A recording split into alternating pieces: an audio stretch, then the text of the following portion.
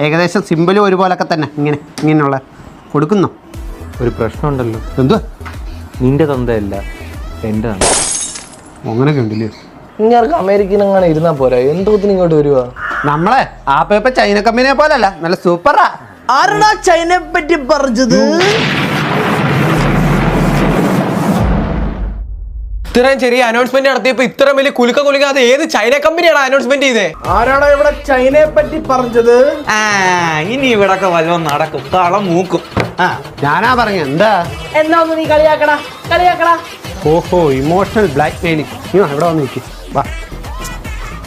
കണ്ട ചൈന കമ്പനിക്കാരെ കണ്ടൊന്നും പേടിക്കേണ്ട ആവശ്യം ഞങ്ങൾ ഇന്ത്യൻ കമ്പനിക്കാർക്കൊന്നും ഇല്ല. ആണോ? അത് ഞാൻ ആരെങ്കിലും അങ്ങനെ പറയുകയാണെങ്കിൽ അങ്ങനെ പറയാൻ പാടില്ലെന്ന് പറയാൻ വരുമായിരുന്നു.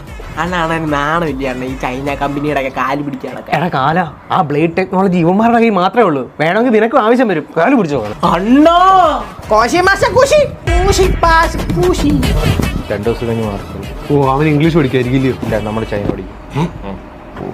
ഇതെന്ത് വേറെ ന്യൂസ്? വാഹന വിപണിയെ ഞെട്ടിച്ചുകൊണ്ടുള്ള ന്യൂസുകളാണ് തത്സമയം വന്നുകൊണ്ടിരിക്കുന്നത്. വിദേശ രാജ്യങ്ങളുടെ എല്ലാ EV വാഹനങ്ങളും ഇന്ത്യയിൽ ബാൻ ചെയ്തിരിക്കുന്നു. അല്ല, ഞാൻ ശതകോടീശ്വരൻ ഇലോൺ മസ്ക്.